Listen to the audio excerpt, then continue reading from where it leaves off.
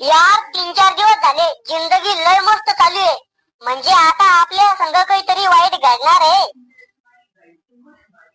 ए सांडा उठून बैस. आज आपल्या घरी पाहुणे येऊ राहिले. पाहुणे येऊ राहिले? पण आपल्या घरी कोणी मेलं नाही, कोणी बेमार नाही, कोणाचं लग्न नाही, मग कशाला येऊ राहिले पाहुणे? दलिंदरा त्याला काळजी आहे आपली म्हणून भेटायला येऊ राहिले ते आपल्याला. ज्या लोकांना आपलं चांगलं दिसत नाही त्याला आपली काळजी कधीपासून व्हायला लागली? शहाणपणा करू राहिला का? मॉम तुला माहितीये का माणूस समजदार केव्हा होतो? मोठं झाल्यावर.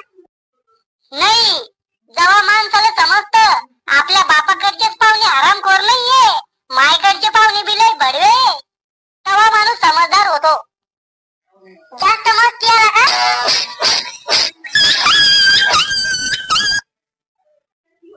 तोंड आहे ना सांभाळून वापरा जाय, नाही तर रक्त येईल एखाद्या दिवशी तोंडातून. खरं बोललं की सख्या मायला बी राग येतो.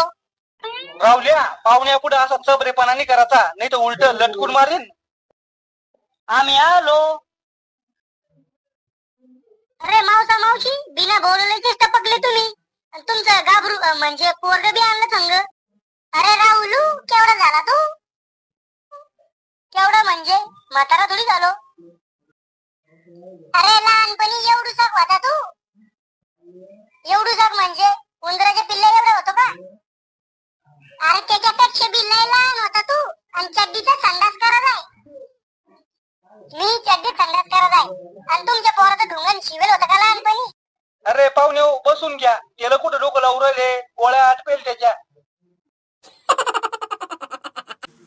यायला काही तकलीफ तर झाली नाही ना?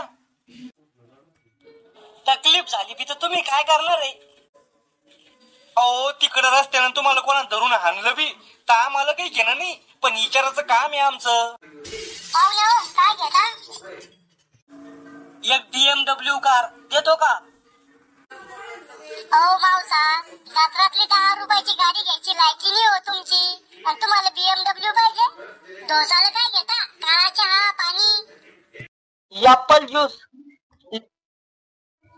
लिंबू पाणी सोडून दुसरं ज्यूस पाय सुद्धा नसलो तुम्ही. पण लोकांच्या घरी लगे अंबानीपेक्षा जास्त नखरे दाखवता. ऍपल ज्यूस आणि पेन.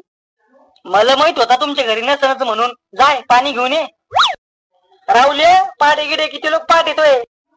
का तुम्ही पाहुणे ना, मग पाहुण्यासारखे राहा. रिकामा शिव्या खायचे काम कशाला करता? पाहुण्याचं काम राहतं ते शाळेतले प्रश्न विचारणं. तुम्हाला बी वाटलं पाहिजे मी लय हुशार आहे, मा ज्ञानी आहे. भले मला शाळेत काही घंटा येत नव्हतं. दादा किती पागल आहे.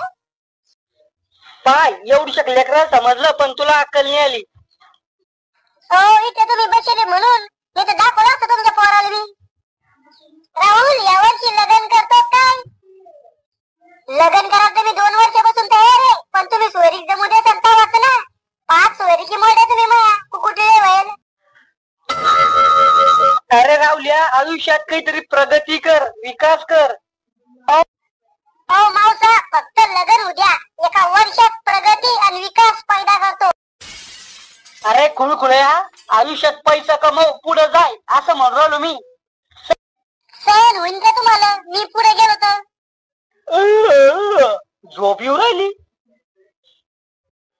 झोपा ना मग तुमचंच घर समजा.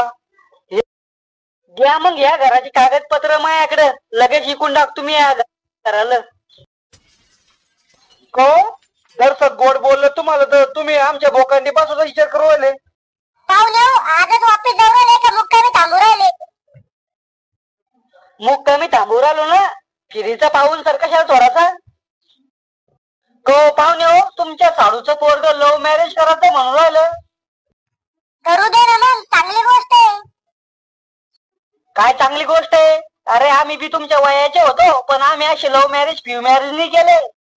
अहो तुमच्याकडून पोरगीच न संपटली. अरे पोरी पागल होत्या माझ्या माग. एका पोरीनं माझ्या संग लग्न करायसाठी हाताची नस कापली होती, तरी बी मी लव्ह मॅरेज नाही केली. अरे लव्ह मॅरेज केल्यावर हुंडा नाही भेटत, भांडे नाही भेटत.